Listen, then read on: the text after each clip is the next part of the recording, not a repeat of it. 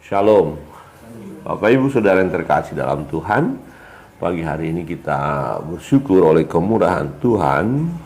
Kita boleh menikmati pagi hari yang indah, hari yang baru, hari yang Tuhan beri kepada kita. Dan sebelum melakukan segala kegiatan kita, pagi hari ini kita akan membaca dan merenungkan firman Tuhan. Pembacaan firman Tuhan dari Imamat pasal 13. Nah, di sini kita melihat tentang penyakit kusta.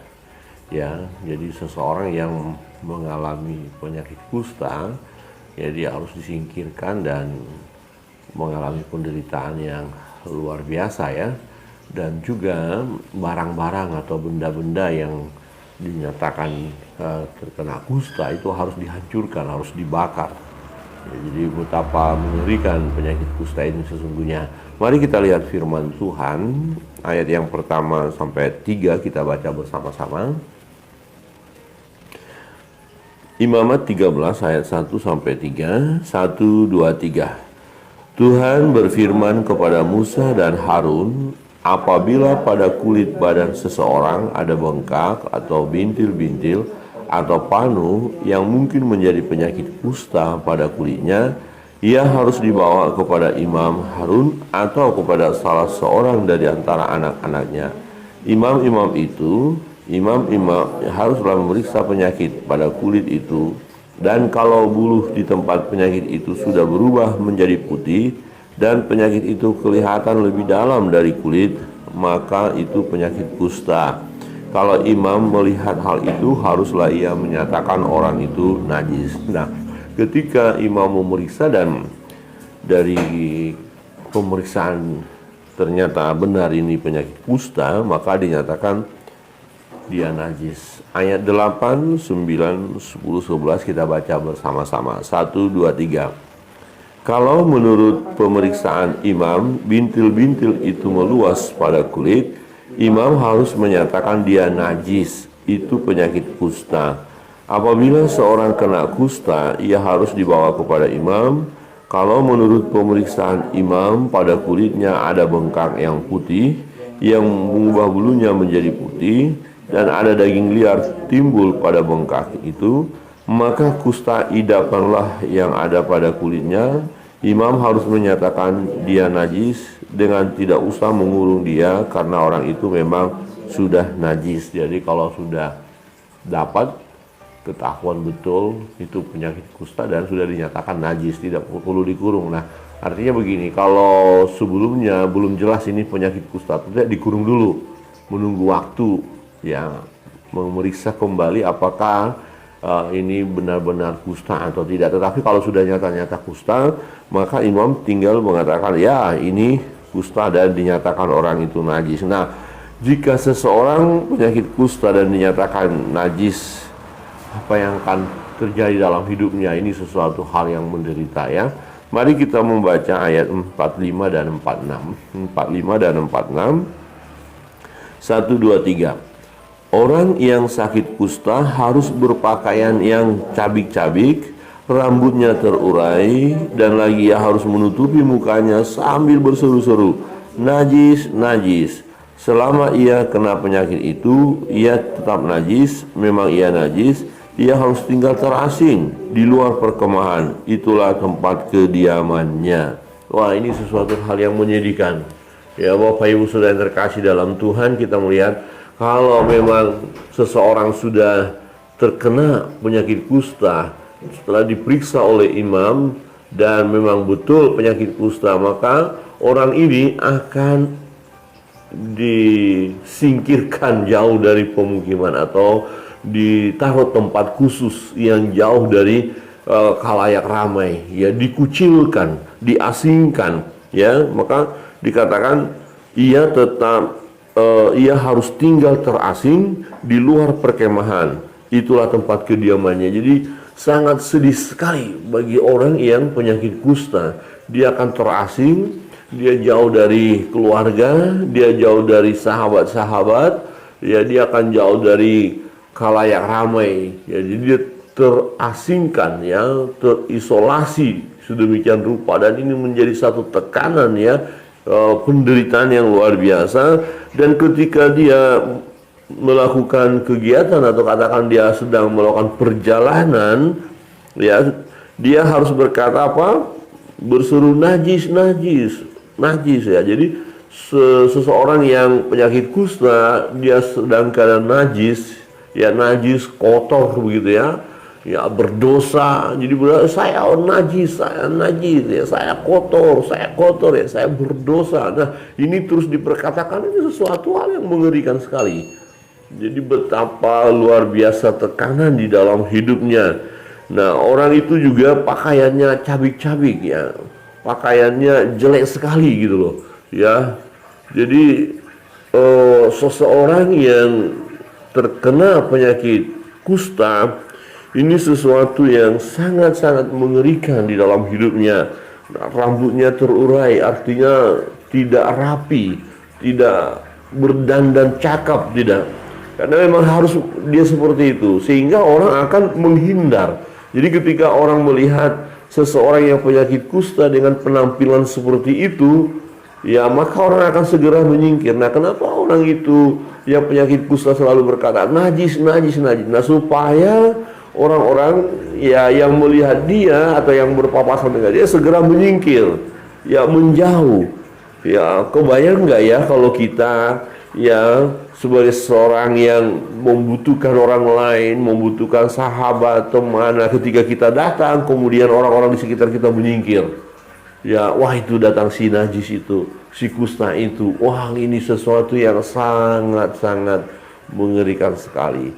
Nah, memang penyakit kusta, kalau kita lihat dalam Perjanjian Lama, identik dengan ada dosa yang dilakukan orang itu, ya, berdosa. Jadi dia najis, ya, karena penyakit kusta. Nah, sedangkan barang-barang saja, nanti Bapak Ibu bisa membaca bagian ini, yang terkena penyakit kusta juga barang bisa, ya, benda-benda, ya, yang terkena kusta, maka benda-benda itu harus dibakar, ya, harus dilenyapkan, ya. Kalau nyata-nyata adalah penyakit kusta, apalagi kusta yang sangat mengerikan begitu.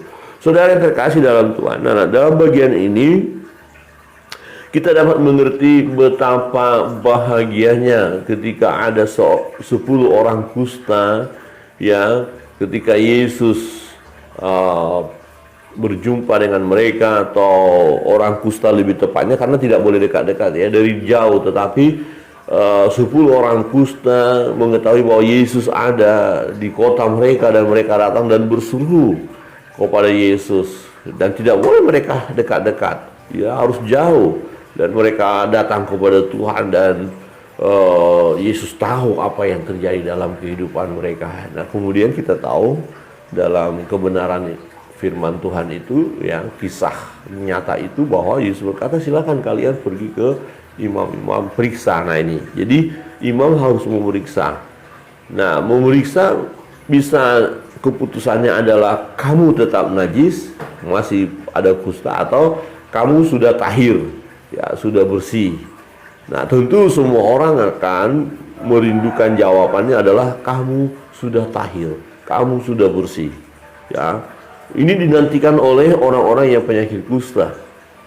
Ya, maka ketika 10 orang kusta menghadap imam di tengah jalan, mereka ternyata tahir, ternyata sembuh. Nah, belum sampai kepada imam. Nah, kemudian yang satu orang segera datang kepada Yesus dan tersungkur di kaki Yesus. Ya, dia bahagia, dia senang. Yang lain pasti senang, bahagia, tetapi tidak datang kepada Yesus. Mungkin mereka, ya, langsung ke keluarga saking bahagia, atau tetap kepada imam memastikan apakah memang mereka sudah sembuh atau tidak. Tetapi, nah, dalam kisah itu bahwa memang mereka sudah sembuh 10 orang itu, dan Yesus tahu bahwa mereka sembuh. Maka Yesus berkata, mana yang 9, kok hanya satu yang datang, ya. Jadi betapa bahagianya seseorang yang disembuhkan dari penyakit kusta. Nah, penyakit kusta ini sangat menyiksa. Di samping fisiknya kan semakin hancur, ya, kusta bisa hancur badannya, ya, secara sosial tertekan, dia jauh dari khalayak ramai. secara psikis, kejiwaan ini sangat-sangat tertekan. Ya, kemudian secara spiritual, rohani juga mengalami tekanan yang luar biasa karena dia tidak bisa berkomunikasi dengan orang-orang lain untuk berdoa, untuk menyembah Tuhan bersama-sama, tidak bisa. Jadi ini penderitaan yang sangat dahsyat. Ya, dia harus dikucilkan. Ya, belum lagi ketika dia melakukan kegiatan atau berjalan, dia harus berkata, najis, najis, najis, saya kotor, ya, saya berdosa. Ini menjadi satu pukulan yang luar biasa. Tetapi ketika orang yang penyakit kusta mengalami kesembuhan, ini sesuatu yang sangat-sangat membahagiakan, ya. Bapak Ibu Saudara yang terkasih dalam Tuhan, ya, berbicara penyakit kusta ini sesuatu hal yang tentu kita tidak inginkan, ya. Dalam PL juga mereka tentu tidak menginginkan hal itu, tetapi bisa melanda setiap orang karena identik dengan dosa yang mereka lakukan. Nah, gambarannya kalau sekarang, ya, mungkin kita tidak penyakit kusta, ya, tetapi kalau kita masih terus hidup di dalam dosa, nah, itu sebenarnya kita sedang dilanda penyakit kusta juga. Kita harus mau berkata, saya berdosa, ya, saya najis, saya kotor. Nah, tetapi kematian Yesus Kristus di kayu salib itu membasuh segala dosa-dosa kita. Setiap kita yang percaya kepada Yesus, ya, kita menjadi pribadi yang dilayakkan di hadapan Allah. Dosa-dosa kita dihapuskannya. Jadi betapa bahagianya kita yang memperoleh keselamatan dari Tuhan Yesus, betapa bahagianya kita yang percaya kepada Yesus. Seperti kita kira-kira seorang yang penyakit kusta kemudian dia tahir, ya, dia mengalami sukacita yang besar. Pun demikian dengan kita, setiap orang yang percaya kepada Yesus, dia mengalami keselamatan, mengalami pembebasan dari ikatan dosa, ya, maka dia mengalami kebahagiaan ketika dia dilepaskan dari kenajisan itu, dari dosa-dosa itu. Nah, pastikan hidup kita berkenan di hadapan Allah, artinya pastikan yang pertama kita sudah percaya Yesus. Ya, setiap orang yang percaya kepadanya tidak binasa, melainkan peroleh hidup yang kekal. Kita dibebaskan dari keterikatan dosa. Kita tidak perlu lagi berkata, saya najis, saya najis, saya najis. Tapi kita sudah dimerdekakan, ya. Dan yang kedua, ketika kita diingatkan oleh Roh Kudus, ada dosa, ada kesalahan yang kita lakukan, maka datang kepada Tuhan, minta ampun, ya, mengakui segala dosa dan kesalahan kita, maka Ia setia dan adil. Dia akan menyucikan, menguduskan kita dari segala dosa-dosa kita. Dan jangan lagi berbuat dosa, artinya jangan dengan sengaja kita lakukan lagi, toh nanti ada pengampunan. Dosa kita udah diampuni sekarang, dan yang akan datang kemudian kita sesuka hati dalam hidup ini. Tidak seperti itu. Tetapi kita harus tetap menjaga hidup kudus di hadapan Tuhan. Kiranya kebenaran firman Tuhan menolong kita, ya, dalam hidup kita hari lepas hari. Kita tidak mengalami penyakit kusta seperti pembacaan kita hari ini, tetapi yang benar kita sudah mengalami kemerdekaan di dalam Tuhan, merdeka dari ikatan dosa, merdeka dari kenajisan itu. Tuhan Yesus memberkati kita. Kita akan masuk dalam doa-doa kita, dan sebelumnya kita naikkan satu pujian.